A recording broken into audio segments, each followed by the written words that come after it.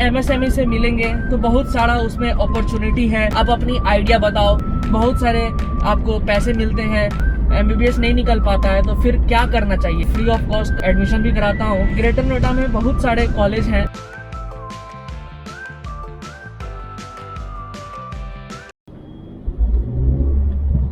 Hello friends, welcome back to my YouTube blog. मैं अंकुश आपका स्वागत करता हूं। आज मैं इस ब्लॉग को अपनी गाड़ी में आज शुरू किया हूं।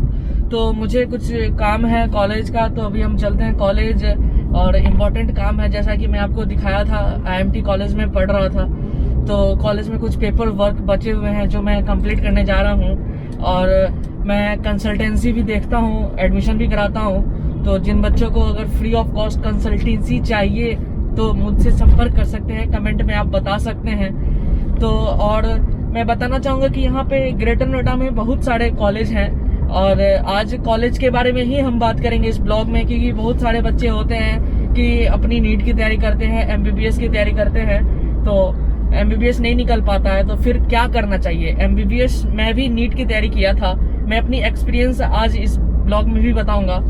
तो मैं नीट की तैयारी किया था और नीट की नहीं क्वालिफाई होने के कारण मैं 1 साल वेट भी किया, फिर अभी भी तैयारी कर रहा हूँ। ऐसा नहीं है कि नहीं कर रहा हूँ, छोड़ा नहीं, लेकिन सोचा कि मेरा 1 साल जो बीच में गैप चला गया है वो नहीं जाना चाहिए था।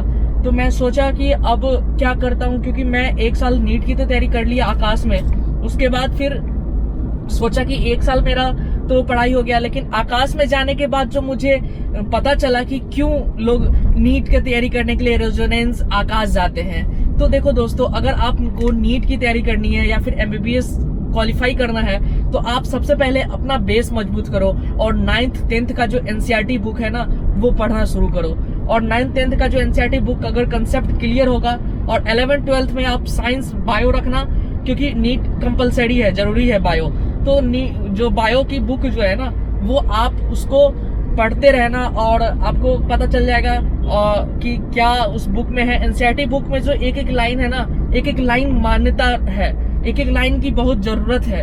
वही बुक को, NCERT बुक को ही आकाश ने अपने आकाश का जो मिलता है बुक, उसमें एक एक लाइन चिपकाया गया है, मतलब कि कॉपी पेस्ट किया गया है। उसको थोड़ा सा कंसीडर किया गया है, कहीं कहीं एलोबरेट किया गया है, कहीं कहीं जो चीज महत्वपूर्ण नहीं है नीट के लिए उसको थोड़ा शॉर्ट कर दिया गया है, लेकिन NCERT बुक को ही पूरा उसमें डाल दिया है। तो फ्रेंड्स, ये हो गई MBBS की तैयारी। उसके बाद अगर आपका 1 साल चलो आप तैयारी कर लिए, अगर नहीं निकला तो आपको क्या करना चाहिए? तो आपको किसी स्ट्रीम में एडमिशन ले लेना चाहिए, क्योंकि आपका जो साल बर्बाद हो रहा है वो ना हो। अगर किसी किसी का ऐसा होता है कि नीट तैयारी करते करते 5 साल लग जाते हैं, तो 5 साल तो वेस्ट कर दिया उन्होंने। अगर नहीं निकला, बाय द वे ना निकला, तो फिर क्या होगा उनका? 5 साल तो बर्बाद गया। फिर वो ग्रेजुएशन करेंगे या फार्मेसी करेंगे या जो भी डिग्री लेना है या BTech करेंगे, जो भी करते हैं, बहुत सारे लोग कुछ भी करते हैं। तो उसमें आपको कैसे करना है? तो आपको सबसे पहले मैं बताना चाहूंगा कि आप नीट का तैयारी करने के लिए जहां भी एडमिशन ले रहे हो ले लो। अगर नहीं ले रहे हो, कोशिश है कि आप NCERT बुक की पढ़ाई करो। NCERT बुक पढ़ोगे बहुत ही बेस्ट रहेगा। तो आपको मैं बता दूं कि आप सबसे पहले अपनी कॉन्फिडेंस क्लियर करो NCERT बुक पे। उसके बाद मैं बताऊं, NCERT बुक का जब क्लियर हो जाए फिर आप नीट की तैयारी करो। साथ ही साथ मैं सबसे पहले कहना चाहूंगा एक चीज और, बहुत सारे लोग कहते हैं कि नीट की तैयारी कर रहे हैं, MBBS कर रहे हैं, कौन सी ग्रेजुएशन, सिंपल ग्रेजुएशन करेंगे, क्या कहेंगे लोग? अरे आपको कुछ नहीं, आप सिर्फ एडमिशन करा लो फार्मेसी में। बहुत ही अच्छी लाइन है, बहुत ही बेटर है। मैं भी फार्मेसी किया, मुझे लगा कि मैं क्या कर रहा हूँ यार, नीट की तैयारी करने आया था और कहाँ फार्मेसी में एडमिशन करा लिया। जब एडमिशन कराया तो 1 साल निकले, बहुत ही जबरदस्त था, मस्ती हुआ। उसके बाद सेकेंड ईयर में पता चला जो बुक जो MBBS के लोग फार्माकोलॉजी में पढ़ते हैं, KP ठाकुर का, वो बुक मैं भी पढ़ा हूँ फार्माकोलॉजी में। और इससे पता चलता है कि जो बुक उनको पढ़ाया जाता है वो बुक फार्मेसी वाले को भी पढ़ाया जाता है। और सर्जरी की नॉलेज MBBS में दी जाती है और फार्मेसी में ड्रग्स की नॉलेज दी जा सकती है। और कंसेप्ट क्लियर किया जाता है कि कौन से कंपोजिशन से कौन सा मेडिसिन है। और एक चीज और, जब तक अगर फार्मेसी नहीं किया होगा जो बंदा, वो डॉक्टर को कोई नॉलेज नहीं दे सकता है। MR की अगर जॉब अवेलेबल है और कोई बंदा बिना फार्मेसी वाला कर रहा है तो वो गलत है।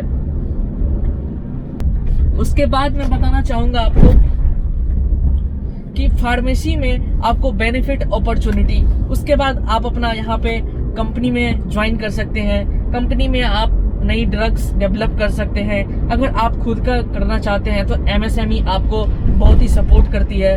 उससे भी आप ड्रग्स की जितने भी कंसेप्ट क्लियर है वो भी आप उसे बता सकते हैं।